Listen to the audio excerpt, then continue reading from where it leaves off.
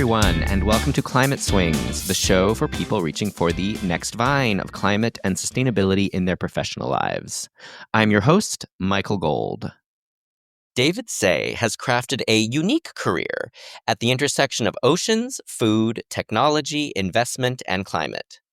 As the former CEO of NovoNutrients, he was essentially killing three birds with one stone: extracting carbon dioxide from the atmosphere, growing synthetic protein that could feed the world, and finding new and more sustainable ways to harvest fish. This multi-pronged mission emerged out of a professional journey that saw him swing through a variety of crucible moments, including optimizing the online sale of baseball hats and founding an aquaculture investment firm alongside Jared Polis, the current governor of Colorado. Although NovoNutrients has unfortunately closed up shop since we recorded this episode back in March, as is all too common in the wild world of climate tech startups, David's story is nonetheless a vivid reminder that climate careers can truly emerge from the most unexpected detours. Here's David. David Say, welcome to Climate Swings. It's great to have you here. Great to be here, Michael. Thank you. So let's just start with just a real high-level introduction to yourself, a little bit about your professional background, and just what you're currently up to. Yeah. So maybe I'll start at the current moment. I'm at a company called NovoNutrients. We make protein ingredients for feed and food from carbon dioxide emissions. But I started my career in the internet doing e-commerce and digital media. And then I got into managing a small seed fund that invested in the peculiar area of fish farming, mostly in sort of hard tech investing in things that for the farming of fish, shrimp, and we also looked at seaweed. And so, yeah, I've been out in California for about 7.5 years now, working on NovoNutrients. And just going back to those early formative days, your degree is in something that's pretty different than what you're doing now. What were your thoughts at the time about what you wanted your career to look like when you were studying at Princeton and getting your degree there? You worked on agricultural technology in India. Was that something that you thought you might carry through to your future career? Yeah, so my undergraduate thesis advisor, Ann Case, um, told me that she had an interesting data set and asked if I might be interested in using that as the basis for my senior thesis. And it was an econometric data set about smallholder farmers in India. And the sort of most interesting question, or the one that was proposed to me, was is there anything about the assets held by these farmers that has a relationship to their decision to use high-tech hybrid seeds versus traditional seeds? And it was not a very good thesis. I did it in about 2 days, which is not the recommended amount of time.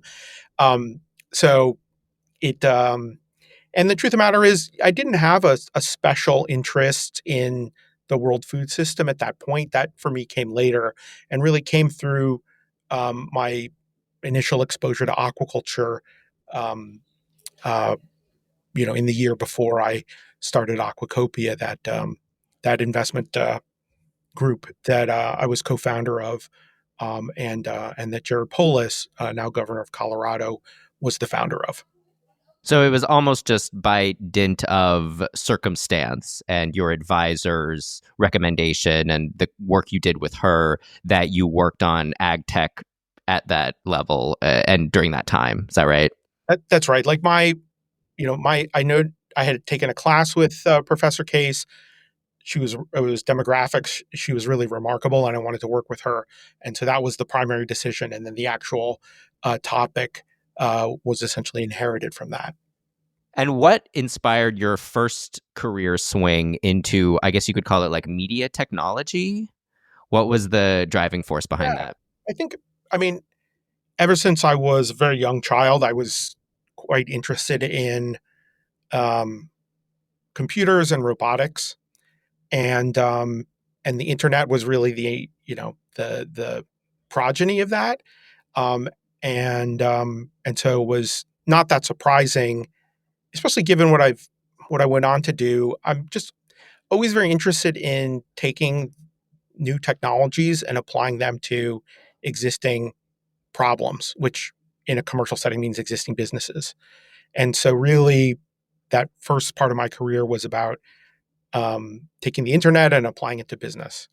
And that went very quickly from brochureware in the early days to real web applications, and then by the time I got to network oil, um, marketplaces for physical goods and services.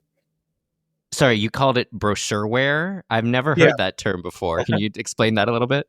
yeah. It's like some websites are just something very similar to what back in the day you would have just had on paper. They're text and photos. Yeah, so that's brochureware as opposed to a real web application, whether that's Gmail or E-Trade or whatever. Yeah. Yeah. And so you worked in that space for a couple of years, and then you made the swing into the aquaculture investment space, which on paper really looks like quite the pivot, right? How did that come about? What were the main considerations in your head and the main factors that drove you to make what looks like quite a dramatic shift and quite a dramatic swing? Okay, it was a real pivot. When I worked on the digital side, one of the projects that I did was I was like a junior project manager for a client, lids.com. So these are the baseball cap folks that you find in malls and standalone stores.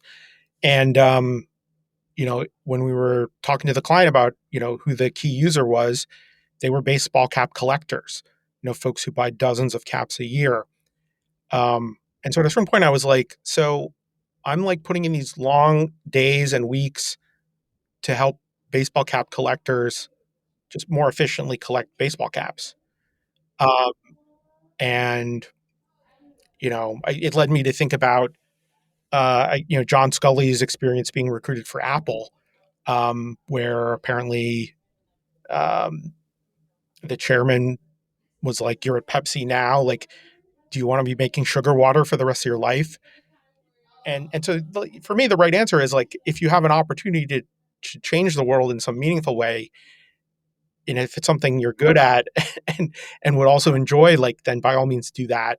And so it was part of this broader realization that I had had enough years moving bits and bytes around to make the existing economy, to digitize it and make it like run with a little less economic friction. And I wanted to start enabling new activities, new things that are happening with atoms, like out in the physical world, concrete things. And aquaculture was the first area of innovation to really catch my attention, because it serves a fundamental human need, the need for food. It's like at one of those things at the base of Maslow's hierarchy of need.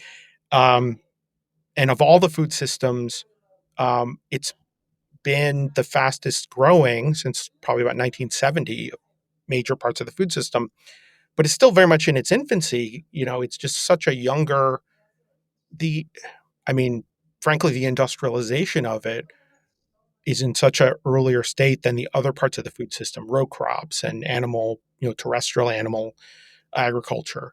Um, and so there's just all this opportunity to do new things in this relatively new area, and to do things much more sustainably, much cheaper, and much higher quality than the legacy systems for producing protein.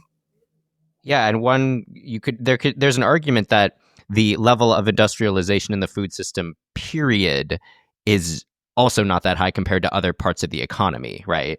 Absolutely.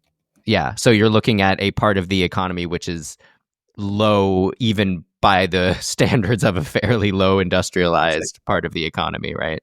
Was a minimally industrialized subsystem within a less industrialized system. Absolutely. Right. And you mentioned Jared Polis, the current governor of Colorado. what was his involvement? How did you know him, and did he like bring you into that? Like what was your guys' relationship like? Yeah. So Jared and I originally met at something called Princeton Model Congress, which is something that Princeton undergrads put on for high school students from around the region or the country. And it's a congressional simulation. And so he was the chair of the Science and Technology Committee. I was the co-chair. And so we collaborated to put together a simulated Science and Technology Committee. I forget if it was of the House or the Senate. So wait, so you guys were classmates at Princeton. Is That's that right. right? Yeah, Got it. that's Gotcha. how we Gotcha. that's how we ended up doing this. Gotcha. Okay, that makes sense. And you did this model congress with him. Yeah, we were just assigned by the organizers to work together. I see. Okay. How did was he the one who brought you into the aquaculture opportunity? Like, how did that work Yeah, out? so there was like one thing that I did and then one thing that he did. Uh, so what I did was I read a magazine article. Um, I I had a subscription to Wired magazine on paper at the time, and there was an article about the prospects for offshore aquaculture. So for doing fish farming, not right at the coast in like a protected embayment in Chile or in a fjord in Norway, but like perhaps miles out into the open ocean where there are rough conditions, a lot of storms, but there's just a lot more water out there and therefore a lot more capacity to farm. Um, this really caught my imagination. There was, discussion of some very high tech and visionary um, aspects of the future there. But it was so different uh, from what I had been doing in e-commerce at that point that I didn't seriously consider making a career change. I talked it up at parties. I told my friends, if you're going to start a company, you should start it in this area of aquaculture. Um, and uh, I was looking for the next thing, and I saw a posting for entrepreneur in residence position at a company called Pro Flowers, which was a brand of Provide Commerce. And I knew that Jared was the founder of Provide Commerce. So I like applied for the job, and I separately let Jared know that I was applying for the job. And then when I decided not to pursue, things to the second interview, I let Jared know as a courtesy. And he came back with a very, very short email that essentially just said, "Do you want to be a fish farmer?" And I was shocked because I knew that among our other classmates, I doubt there was even one who would say anything like a yes to that. But this was actually the thing I was most excited about at that time because it was only 6 months after I'd read that article in Wired.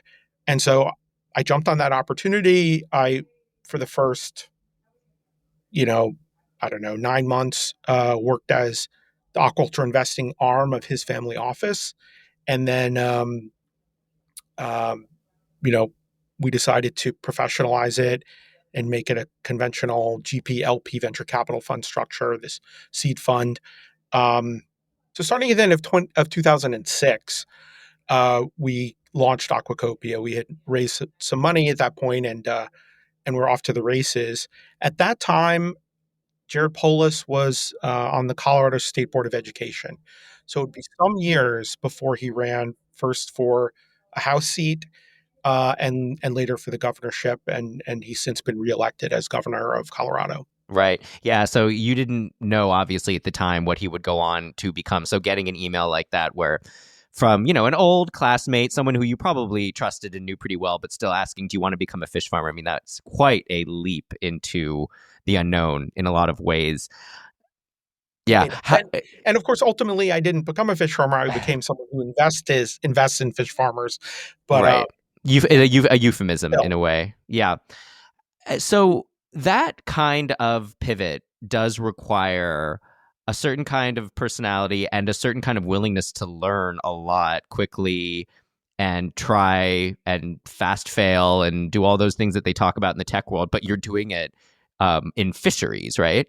What was that experience like? I mean, can you talk about some of those early moments, early times, early failures, just getting your feet wet? no pun intended, in the space? So one of the one of the there's some pros and cons to coming out of the internet sector in those early days, which was nobody had ever done this stuff before. And so nobody had experience in adapting existing businesses to the internet. And so it created an attitude that we still find today out here in Silicon Valley, right? That, you know, if you come in with the right attitude and the right talent, you can do something important in an existing industry. Now, that's not far from always true. And I think there are a lot of reasons why I would actually advise that people work with others who have experience in the industry. But certainly in 2006, when we launched Aquacopia, the thinking was, generalists invest in a lot of areas. This is something you can learn on the job. You just need to dive in. And I'm an extremely curious person. And so I loved it. And yeah, I became I was referred to at lunch today by someone as an aquaculturalist, which is not quite right, but still, I take some pride in at least projecting some of that because it is a fascinating overlap between many disciplines, and something that I really got a kick out of trying to master. Did you have to do a lot of on the ground, like literally getting your feet wet, literally diving into things? I mean, we're using all these swimming euphemisms, but it's aquaculture, right? Like, Yeah. Well, yeah, yeah, I would never invest in something without getting my feet wet. And sometimes that was literal. Um, I went, I got in the water for some of these offshore fish farms, scuba and snorkel. And sometimes it was just, getting out and walking among the tanks at some nursery, looking at the juvenile fish. Um, and so I was on planes a lot. Um, but like any investing, it's mostly about investing in the teams in these early stage companies, and it's about considering the technologies, and a lot of that can happen at your own desk. yeah. What, like, speaking of technologies, what types of technologies exactly were you looking at? I mean, I am definitely not an aquaculture. I barely know anything about it, frankly, and I don't think most of my audience does. So if you can just kind of give a sense of what aquaculture technology, like what's at the bleeding edge and the cutting edge of aquaculture technology, especially at the time that you were looking at it. I don't know. Yeah. Maybe it's come a long way since then. I have no idea. So I think there are a couple of companies that I invested in that I think are illustrative in answering these questions. So we invested in Open Blue Sea Farms, which I think just goes by Open Blue now, and that was at the time the furthest offshore farm, or was planned to be, and later was the furthest offshore farm in the world on the Atlantic coast of Panama. And their innovations were really twofold. One was in domesticating a new species, a type of fish called cobia, which had been independently domesticated in Taiwan. But in order for Open Blue to take advantage of the species in the Americas, it worked with University of Miami to do that work again, and to try to achieve efficiencies in farming that species that had not been achieved before, and in part were enabled by the warmer waters, which are much closer to where you would actually want, where cobia really want to live and thrive. The other thing with the farming systems, so one of the things about these waters in Panama is these are offshore. Panama does not have this protected coastline like a lot of the conventional marine aquaculture farming countries do. Um, and so you have to be willing to expose your farming systems, your containment, your cages, to currents and waves and storms, and that requires different hardware, different engineering, significantly so. And and so OpenBlue also had to evaluate these cutting edge solutions from other companies, and then actually figure out how to deploy them, um, in that particular location, those conditions, and for the operations they needed to do for that particular fish. How did you, as an investor, evaluate these technologies? What was your kind of criteria? I mean, presumably you can look at how much fish grow or those kinds of factors. I mean, I have no idea how one evaluates whether a technology is worth investing in and is working, right? I mean, looking at and certain technologies in aquaculture is not so different from looking at technologies in another area. So, you know, basically, um, Open Blue was a producer, but other companies we invested in, like Ocean Farm Technologies or Nutrinsic, are technology companies. And so, for example, Ocean Farm Technologies made these geodesic spheroid cages. So they looked like buckyballs or Epcot Center, but were made of metal mesh and were submerged in the water to keep fish in and seals and birds out. Um, and so with the technology, the questions are, is there defensible intellectual property that gives a long-term competitive advantage? How much is it going to cost to make, and at what scale? Um, how much can you sell them for? What's the market like? Which is really about what's the value proposition? What are the pros and cons of people buying and using them for their farms? Does this require the emergence of a whole new type of farm? Yes. Um, and I mean, ultimately, you want to be able to imagine like the future financial statements of a company like this, particularly the profit and loss statements, and understand like how do you get from here, this nascent company that hasn't got an investment yet, to a future year where it's both meaningfully profitable and growing quite quickly. And you have to look at everything. Uh, and um, and the good news is that you don't reinvent the wheel. Like VCs have been doing this for decades. And so it's just a matter of taking the same principles and trying to apply them to a different industry. Um, but it's the same things. And so, and, not all the things that apply in software apply in aquaculture. I think those are probably the more important learnings is not what to apply, but what not to apply. Yeah, yeah. And you also discussed that the increasing the performance on sustainability and working toward goals which were not purely financially driven was also something that motivated you at the time to switch over from e-commerce and selling baseball hats to something much deeper in the global food system, right? um, did you have a ESG metric that you applied, or how did the kind of sustainability aim emerge through the investing that you did with Aquacopia? I'll say this from that first article that I read, I understood that practiced correctly, aquaculture would be much more sustainable than other forms of protein production with animals, right? And so it was clear because fish are just much more efficient users of feed. So if you take corn and feed it to a cow or a pig or a chicken or a salmon, right? Are you going to get, if you take a pound, are you going to get more beef, pork, chicken, or salmon? And you're going to get the most out of the salmon.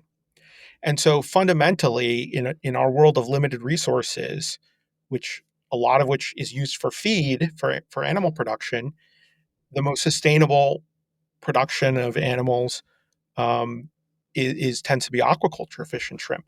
So that was one thing. And of course, since then, you know, it turns out the smaller the organism, generally the more efficient it is. So insects can be more efficient than fish, but you know, people have eaten fish for a long time, and the majority of the world doesn't eat insects intentionally anymore. And then, of course, microbes, which we'll get into, when we talk more about NovoNutrients. Um, and then the other sustainability thing is you don't need grazing land. You don't have to worry about the limited ability of the environment to take on the waste produced by the animals, which is much more delicate and problematic on land particularly than in the oceans, right? It's different when you're talking about ponds and even rivers. Those are, relatively speaking, small bodies of water and therefore maybe have more in common with a field or a piece of land. But when you're talking about the open ocean, the volume of water there is so immense that, you know, even if aquaculture were to become very large scale, there are so many sites that could just easily absorb what's being put out there. And so for both of those reasons, and probably others I'm forgetting now, some years on, from my earliest awareness of aquaculture, I understood it to be a much more sustainable solution. And I understood that if I focused on this, I wouldn't have to think a lot explicitly about sustainability because the default was this thing is going to be more sustainable than other ways of doing something similar. Now, in practice, of course, you do end up running into some exceptions, but they were very much the exception rather than the rule. And my original learnings about aquaculture sustainability have carried me through, I mean, in a certain sense, to today, directly or indirectly. Right. Of course, if your aim as a company is to, rid the ocean of all fish, then clearly that's unsustainable, right? But presumably the companies you were working with were working in a much more targeted way and trying to create fish stocks which could be harvested again and again in a sustainable fashion, right? Yeah, and that's the difference between hunting and farming. Like buffalo had historically been hunted, and so they were in North America. They were brought to very low levels because that's not that by definition that's very hard. That's hard to manage. Um, Cows have been farmed. There are a lot more cows because with the invention of barbed wire, particularly, you could keep them in, and it was a lot easier to determine which was your cow and which was your neighbor's cow. And yeah, so wild catch fishing versus aquaculture, it's basically that same difference.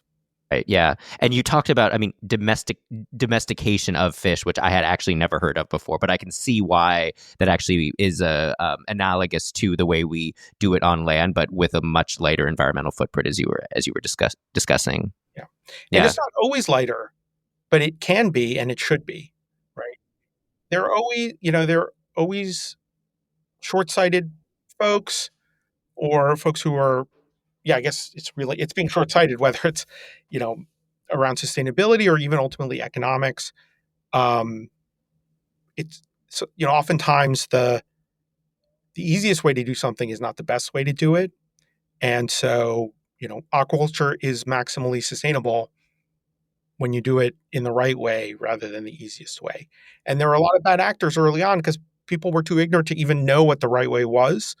Um, but by the time I came on the scene, that had been clarified, and it was pretty clear um, what could be achieved versus what was being done more commonly. Yeah, yeah, exactly. And then you made the swing over to NovoNutrients. Can you talk about that process? It does seem like a less dramatic swing than the one from Yeah, e-commerce and digital tech to aquaculture. So can you talk about that time in your life? sure. So, I had been doing aquacopia for some time on the investor side of the table, and I for a while, for a long time, I thrived on all that variety and novelty. You look at hundreds or hundreds of companies a year, and like on average, you probably invest in one, right? But you get all that learning, you meet all these people, you visit the places. I didn't go to hundreds of places a year, but in my imagination, I was going to the ones I didn't actually visit in person, and that was pretty thrilling, very stimulating. Um, but after some time, I missed what I had in the first part of my career, which is working for one company instead of evaluating so many companies, instead of sitting on the board of ultimately, I think I was on 5 boards at one point. And I was like, I want to wake up in the morning and work on building one thing with one team of people, ideally under the same roof. because I was a New York City based investor working on my own, and that isn't really what's best for me. Like I do much better on a team. So it was those thoughts that pushed for me to make a change, and I decided I wanted to stay in aquaculture in some way. I decided that I wanted to leave the investor side and go back, become an operator, meaning join a management team of a startup of some kind. I didn't know whether that was going to be through meeting a technical co-founder, by buying some interesting patents off a university as part of technology transfer, coming upon a company that was in need of a turnaround but had great promise, um, or or maybe even coming up with my own idea for some aquaculture technology. Like, wasn't outside the realm of possibility. And ultimately, after surveying the entire aquaculture technology landscape again, um, doing a few deep dives, deciding to focus on the protein issue, um, which we've alluded to, but is essentially that fish are very demanding consumers of protein. That most of the fish that people want to eat are carnivores in the wild. The big fish eating small fish, and there aren't that many small fish to go around ultimately when you have something growing as quickly as aquaculture. And so alternatives were needed. You can get some alternatives by using plants, by taking soy, for example, and turning it into an ingredient that can go into a formulated fish feed. Um, but the limits of that were clear relatively early on. And so even as we were approaching those limits, the industry was looking for higher quality proteins that could be made economically. And so that was the problem I decided I wanted to solve in my search for um, a team to join or start a technology to commercialize. And so I came across Oak Bio Inc., which is the corporate name for NovoNutrients, at a workshop, and was intrigued, and within a week was seeing it move into sort of, it was never, for a while it wasn't clear, it was it my number one or my number two prospect for getting involved with. But ultimately I decided for NovoNutrients, in preference to this soy related technology that was more mature, um, lower risk, um, shorter time to realizing value, I think, but just ultimately less ambitious, and not and just something that wouldn't have the impact of NovoNutrients. Yeah. Can you give like the elevator pitch for Novo Nutrients? Just explain in simple terms to the audience what the company does. Yeah. So NovoNutrients has a set of technologies that allows it to do a very special fermentation. So fermentation meaning like a bit like making beer or wine, which is to say you're growing microbes. But instead of growing microbes to produce alcohol, we grow the microbes so that they can reproduce, so that you can just get more microbes. So you can turn a pound of microbes into 2 pounds of microbes, into 1 million pounds of microbes. And, you know, so classically you would grow microbe, whether that's yeast or bacteria or microalgae, on something like sugar, something that comes from a fruit or a grain, um, or even a vegetable oil. Um, but what this company, NovoNutrients, had come across was um, academic work that indicated that you could grow bacteria on gases, and not just any gases, but carbon dioxide, the second largest waste product of humanity after water, hydrogen and oxygen, which are hydrogen is the easiest form of chemical energy that you can produce from electricity, which means from clean power. right? Potentially. And when you're producing that hydrogen, you also produce the oxygen. So these are three ideal gases for different reasons to use together, which is what NovoNutrients can do. And so essentially, we, in a very in a proprietary way, pipe those gases into water. We have to add a few other inorganic compounds, including ammonia. And then the bacteria grow in that gas infused water. That's everything they need for life. And when they reproduce themselves, they're creating themselves as these packages of nutrition with like a tremendous, I mean, for their size, a tremendous amount of high quality protein, vitamin B, and some other interesting nutritious qualities within it, all in a digestible cell membrane.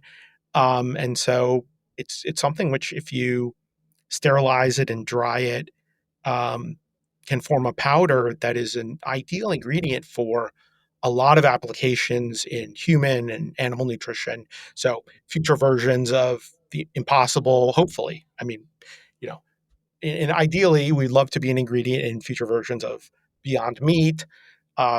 Maybe later this decade, certain cat and dog foods, and of course, feeds for fish and shrimp, which is where we started when I came across the company. And so, from my understanding, the process that creates these microbes that ultimately leads to this protein additive that you can put into foodstuffs, this is a net carbon sink, right? Like it actually absorbs carbon as it goes along. Is that right? Yeah, so you need about 1.6 tons of carbon dioxide for our process to make a ton of protein rich, what we call Novotein. That's our trademark product name. And um, and so essentially you start with these gases, and what you make is more water than you started with, and this protein rich biomass, this Novotein. And so on that basis, it can definitely be carbon negative. But with the caveat, we have to be realistic. Other inputs may have a carbon footprint, and the one that we have to pay attention to is the hydrogen. So, sure, as I mentioned before, you can make hydrogen out of green energy from electricity from solar, from wind, from geothermal, whatever. But today, more than 95% of all hydrogen is made from natural gas or other fossil fuels.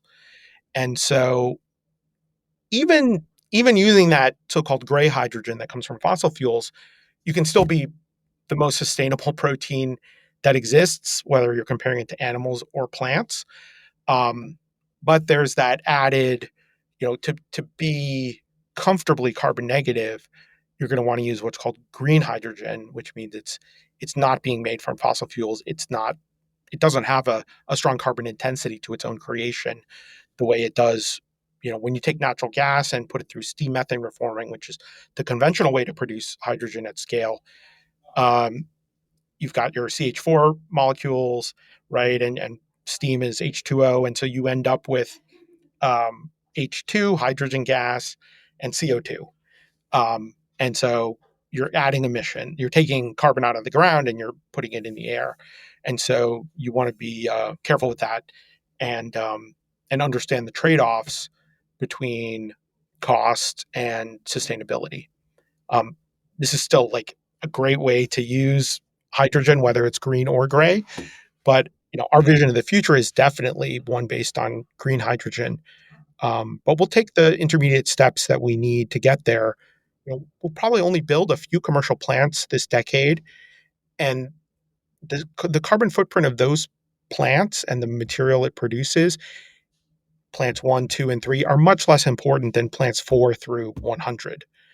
So other companies are developing these greener hydrogen technologies, making them cheaper, scaling them up.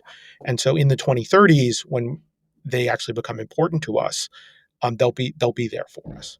Yeah. So just going through a little thought experiment here, if you're thinking about the climate impact of, say, just protein production, clearly at the worst of the worst is like cattle, right? Like beef livestock, most animal production is quite carbon intensive, right? If you're just looking at like pound for pound amount of carbon to amount of protein at the end of the process, right? That's Then right. you have all kinds of agricultural proteins, like you mentioned, soy, other kinds, et cetera, et cetera. Where does the NovoNutrients innovation sit on that scale? Yeah. So just by rough orders of magnitude, um, cattle are more than 1,000 times as carbon intensive per protein as Novotein, and soy is more than 10 times. In soy's case, it's more than 15 actually. So it can make a tremendous difference. And honestly, if the carbon negative versions of Novotein, obviously, it's not even you can't even apply a multiplication factor to that because it just has a different sign. Yeah, yeah, exactly. So when you were looking at joining Novo Nutrients, how much did the climate impact and those climate considerations factor into your decision? So for me, it would have been enough that Novo Nutrients was using a common, consistent waste stream as its primary feedstock. Like that to me, that was going to be enough to make it a successful company, given the other things. The fact that that waste stream was carbon dioxide was a big plus, but it wasn't necessary for me to select the company to join. Um, it's become a big part of why we've been as successful as we have been. Um, but I didn't fully realize what importance that would have at the time. How long have you been at Novo Nutrients now? Yeah, so I'm coming up on 7.5 years at NovoNutrients, and for almost all of that, I was CEO, and then recently in February, we brought in a new CEO, Jonathan Wilson, who comes from 3-4 decades of leadership experience at some very well established companies in the U.S. and Asia, billion-dollar companies, and just brings remarkable experience um, on the commercial side, particularly in the nutrition area, which is an underdeveloped area for us, and really will be a huge part of our next steps. So yeah, it's been quite a while now. We've done a lot, but it's been slower than I thought it would be for sure, and I think we're really starting to accelerate now. Do you know what you are going to do next in addition to your senior advisor role at Novo Nutrients? It's early days, and so I actually don't know. But I'm enjoying what I'm doing now. I'm getting to focus on some of the more strategic areas as opposed to the day to day, and I'm just trying to contribute as I can and help orient and support our new leader. Yeah. And to be clear, when this episode comes out, you may have something else, and we can update that in the show notes in Sure, case this recording is a little bit out of date by then. And so, just talking about your accomplishments at Novo Nutrients, can you provide a couple of metrics for how you grew, how the company grew, and what milestones you achieved when you were there? sure. So when I joined, I was the fourth volunteer working full time at the company, and today we have um, 17 people earning money full time at the company. Um, we've gone from operating in a garage like space in sort of nowhere Sunnyvale to having 17,000 square feet in one of the premier biotech campuses in the world in Emeryville, California. Um, we went from having very close to $0 in the bank account when I started to, I raised $27 million over in private funds over the time that I was CEO. And we've taken this gas fermentation process from a flask that, is, similar in size to a bottle of wine to the current pilot that we're putting together in Emeryville. Um, which requires its own room, and a big room at that. Yeah. And, over the course of both NovoNutrients and your larger career, we've talked about the kind of pivots and the shifts that you've made. What kind of lessons do you feel like you've learned growing from the digital space into the investment side and now into the CEO and kind of leader of a fast growing tech startup in the kind of deep agro climate tech space? Like, what are some of the key takeaways that you could share? I mean, nothing that hasn't been said 1,000 times by, you know, people more visionary than me, but so much of business success is based on cost. Um, in this world of innovation, the sexy things are the things that people are willing to pay high prices for, but the things that get sold a lot of are the things that are cheap. And particularly when you're talking about food, right? We still live in a world where there are people who don't get enough to eat, which is another way of saying food is still too expensive, right? And so you're and food is a very competitive market in that there are literally thousands of different ingredients you could eat at any given moment, right? And each one competes with every other one for your dollar at the grocery store, for whatever mouthful, you're consuming at that moment. And cost the is the most important thing for most consumers, followed closely by taste and convenience, and then health is like a distant fourth. Um, so cost, and then in small companies, particularly, the people that you work with are all important, right? You really don't have anything else when you start and in the early days. And so the advice that I give other entrepreneurs is um, it's definitely like a measure twice, cut once situation with choosing your business partners, with hiring. You just cannot put too much effort into that. Really knowing who people are before you tie them to your wagon or vice versa um, is essential and not easy. And it's not something that I've always been good at, and I think it's something I'm still learning. Are there any like takeaways for that team vetting process that you can share? I think it's good if you have the opportunity to work with someone before you hire them, which is to say, is there a way for them to be a consultant or to do something on a project basis with you? Trial periods, you know, or just people you have literally worked with at some other company or organization in the past. Yeah. Looking back, what are a couple of things that you might tell your younger self about the arc of your career or things you might wanted to have known when you were getting started, even maybe very early on, like in your digital life? Michael, I don't like keep a list of these kinds of learnings around. So I'm not sure I'm going to be able to come up with something that merits inclusion on a podcast.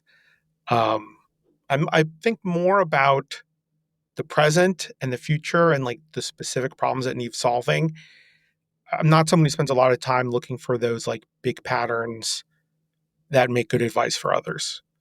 But in specific situations, I love giving advice.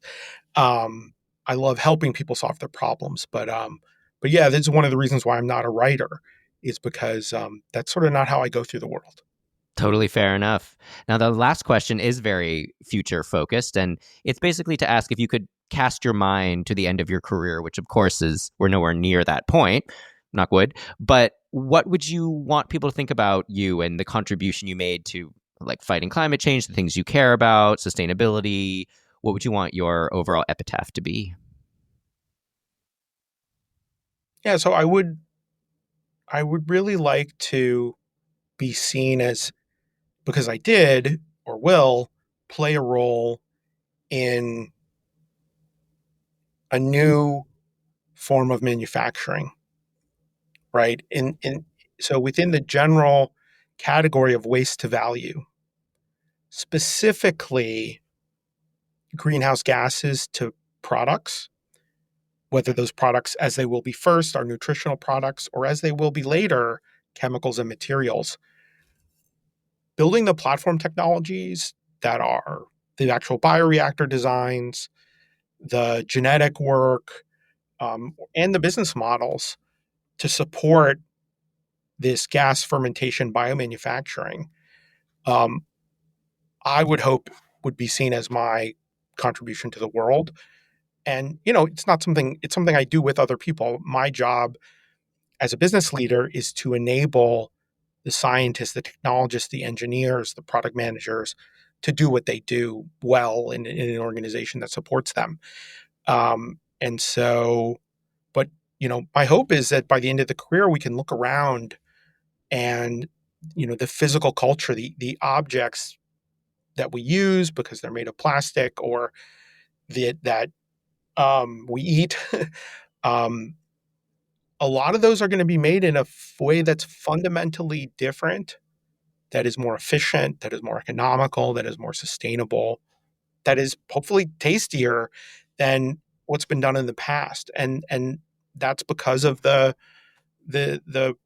forward press of technology in climate tech, in agri-food, in industrial synthetic biotechnology. Um, and yeah, I would be surprised if I have an opportunity to work on a more important problem. And so that's the problem that I'm focused on today, and I've been focused on since 2017. Well, I could keep you probably for another hour and just keep picking your brain about this. This is such a fascinating space and something I have not gotten much knowledge about before today. So I really, really appreciate your time and your insights and coming on my podcast. Thank you so much for being here. It's been a pleasure, Michael. Thank you. Climate Swings is produced, hosted, and edited by me, Michael Gold. Show notes, transcripts, and other material can be found at climateswings.substack.com or on the dedicated show website, wordclouds.consulting/climateswings. If you liked this episode, please rate and review it, subscribe to the Climate Swings Substack and YouTube channels, and please spread the word. I've received some great feedback and suggestions for guest ideas from my audience, and please do keep them coming. I love hearing from you. You can reach me at climateswings@wordclouds.consulting. Thank you so much for tuning in, and have a lovely day.